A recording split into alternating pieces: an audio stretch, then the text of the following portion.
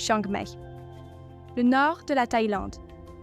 Des montagnes pleines de brume, des temples millénaires, des rues calmes où l'encens flotte dans l'air chaud. Et puis, au milieu de tout ça, il y a Nono. Nono a 60 ans. Il porte une casquette noire, toujours la même. Des lunettes de soleil, même à l'ombre. Des tatouages qui remontent jusqu'au cou. Et un débardeur qui, soyons honnêtes, a vu des choses qu'on ne veut pas connaître. Il transpire comme un cachalot en fin de service. Il est fatigué, mais il ne s'arrête jamais. Avant, Nono était un genre de prophète de l'expatriation discount. Pour Cassos, il vendait des rêves à 500 €. Frérot, ici t'as besoin de rien. Tu veux changer de vie? Je te montre. Des plans bricolés avec de rumeurs. Une vision du monde aussi bancale que le scooter qu'il louait. Sa cible, les paumés, les fatigués, les rêveurs désespérés qui voyaient la Thaïlande comme une échappatoire. Et lui comme un messie, un guide. Alors qu'en vérité, Nono faisait surtout du bruit. Beaucoup de bruit. Mais voilà, aujourd'hui, Nono a changé. Enfin, c'est ce qu'il dit. Il veut faire dans la culture et la confiture.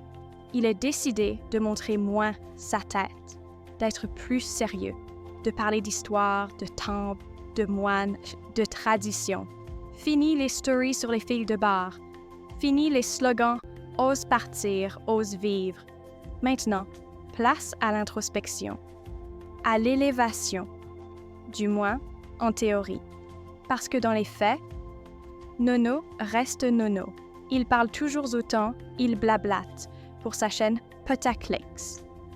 Il explique qu'il lit des livres, mais ne cite que les titres. Il visite les temples, mais ne se souvient jamais des noms. Et dès la tombée de la nuit, la spiritualité laisse la place aux bouteilles de whisky local.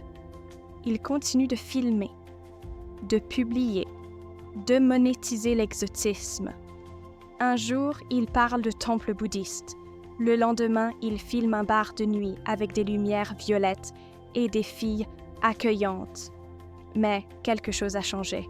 Les commentaires, ils sont plus nombreux et plus durs. Encore un baltringue. J'ai tout quitté à cause de toi. Tu fais rêver les gens pour mieux les planter.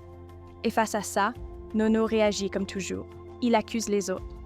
Ce sont les jaloux, les rageux, les haters. Il le répète souvent.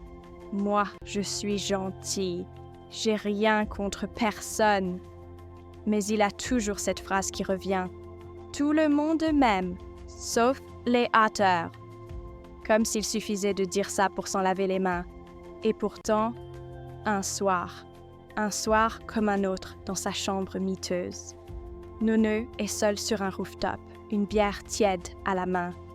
La ville est calme. Et dans un rare moment de silence, une question lui traverse l'esprit.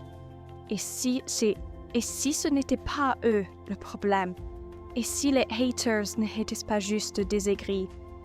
Mais peut-être des témoins, des gens qui préviennent, qui alertent, des lanceurs d'alerte, des whistleblowers. Ce mot le fait sourire. Il ne le prononce jamais, mais il le connaît. Il se demande, peut-être que c'est lui qui est à côté. Peut-être que ce qu'il prend pour de la jalousie, c'est juste du bon sens. Mais la pensée est fugace. Elle glisse comme une goutte de sueur sur son front. Et très vite, il l'oublie. Le bar d'en face vient d'ouvrir. Et la spiritualité, ça attendra bien demain. Nono à Chiang Mai. Un nouveau départ, un tournant, ou juste une nouvelle manière de tourner en rond, avec de l'encens et un fond zen en bruit de fond, à suivre ou pas.